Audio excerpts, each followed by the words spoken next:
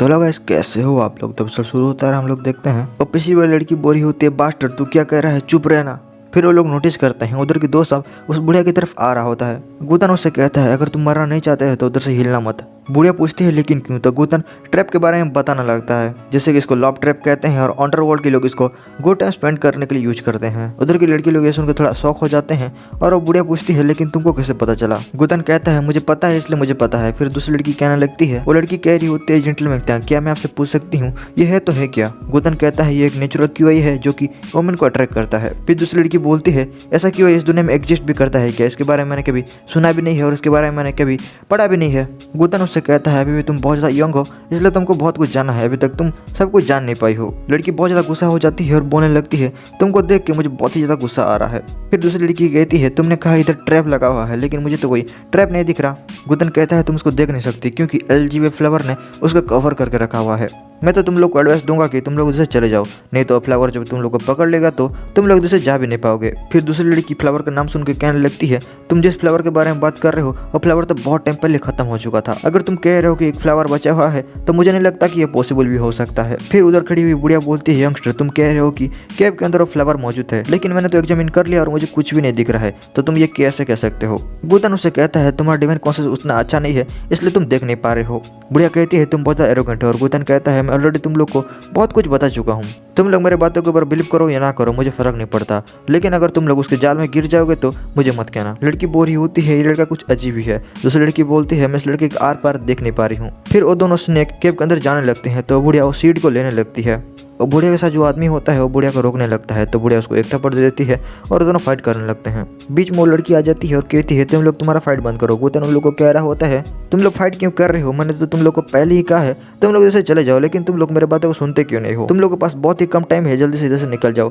फिर उस सीट से बहुत ज़्यादा एनर्जी निकलने लगता है। गुतन कहने लगता है ऐसा लगता है मुझे डिवाइन कॉन्सेप्ट के अंदर फिर से जाना पड़ेगा। गुतन उधर जाकर उससे कहने लगता है तुम्हारा इंटेंशन मुझे बिल्कुल भी अच्छा नहीं लगा, तुम मेरा डिवाइन कॉन्सेप्ट को सरपास करना चाहते हो क्या। फिर गुतन उससे कहता है तुम्हें तो पता होगा तुम मेरा कुछ भी नहीं कर सकती, इसलिए चलो हम लोग एक डील कर लेते हैं, तुम इधर स्टॉप हो जाओ। और डिवाइन कॉन्सेप्ट कहता है तुम कौन हो। गुतन कहता है अगर मैं तुमको बता भी दूं तो तुम समझ नहीं पाओगी, तुम इधर 1000 साल से कह दो लेकिन तुमको मेरे बारे में कुछ भी नहीं पता, तुम्हें जो करना है वो कर लो और तुम ऐसा सोचो कि मैं इधर हूँ ही नहीं। और डिवाइन कॉन्सेप्ट कहता है तुम मेरा प्लान को खराब कर रहे हो, मैं तुमको जाना नहीं दूंगा।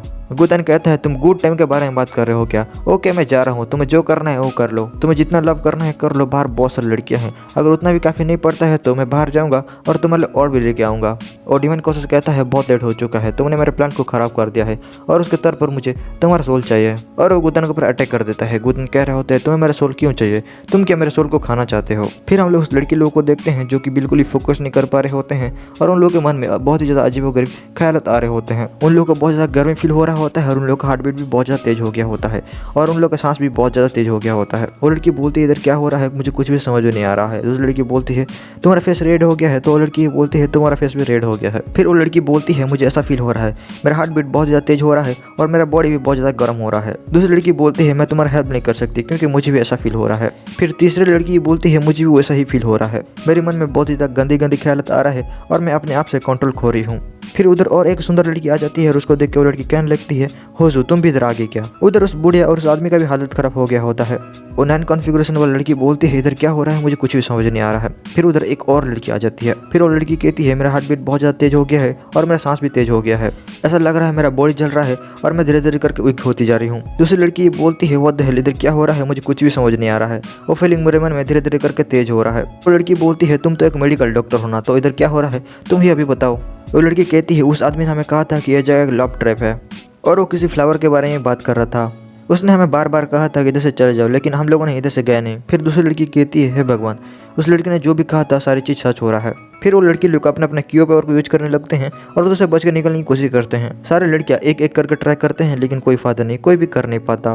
फिर वो लड़की ट्राई करने के बाद दूसरी लड़की को कहने लगती है तुम्हारा मेडिकल स्किल तो बहुत अच्छा है, तुम तो कुछ बताओ। वो लड़की कहती है वो फ्लावर हमारा माइंड और सोल के साथ खेल रहा है, हम कुछ भी नहीं कर सकते। तुम लोगों ने जितना भी कल्टिवेशन किया होगा फिर भी तुम लोग उस फ्लावर का कुछ भी नहीं कर सकते क्योंकि उस फ्लावर से इमोर्टल और डीमन भी बच नहीं पाते, तो हम लोग क्या चीज़ हैं। फिर वो लड़की गुतन की तरफ देखती है और बोलने लगती है हम लोग इधर बहुत कुछ हो रहा है लेकिन उस लड़के को क्यों कुछ नहीं हो रहा।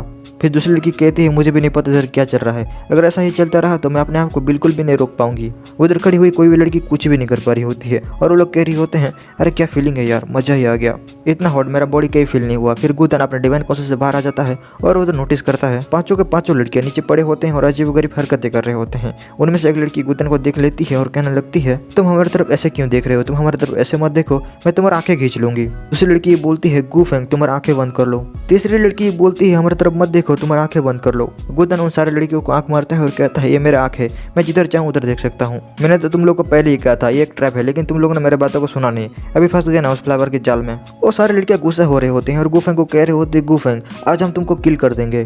फिर वो लड़की बोलती है साले भोसड़ी के रुख में तेरे को दिखाती हूँ, इधर हम सारे लड़कियां लोग तड़प रहे हैं और तेरे को मजाक सूझ रहा है। गुतन कहता है मैंने तुमको पहले ही वार्निंग दिया था। लड़की बोलती है भोसड़ी के मैं तुमको मार दूंगी। फिर दूसरी लड़की कहने लगती है जेंटलमैन त्यांग मैं तुमसे भीख मांगती हूँ, प्लीज प्लीज हमारा हेल्प करो ना। गुतन कहता है रुको जरा, लेकिन मैं तुम्हारा हेल्प नहीं कर सकता। लड़की गुस्सा हो जाती है और उससे कहने लगती है अगर तुम हमारा हेल्प नहीं कर सकते तो तुम उधर खड़े होकर क्या देख रहे हो, उधर से चले जाओ। दूसरी लड़की कहती है क्या तुम हमारा हेल्प नहीं करना चाहते, प्लीज हमारा हेल्प करो ना। फिर तीसरी लड़की कहती है साले भोसड़ी के मुझे पता है तू एक पर्पस के साथ ये सब कर रहा है ना। गुतन कहता है एक्चुअली मैंने जैसा उस डीमन के बारे में सोचा था वैसा बिल्कुल भी नहीं है, वो डीमन बहुत ज़्यादा पावरफुल है।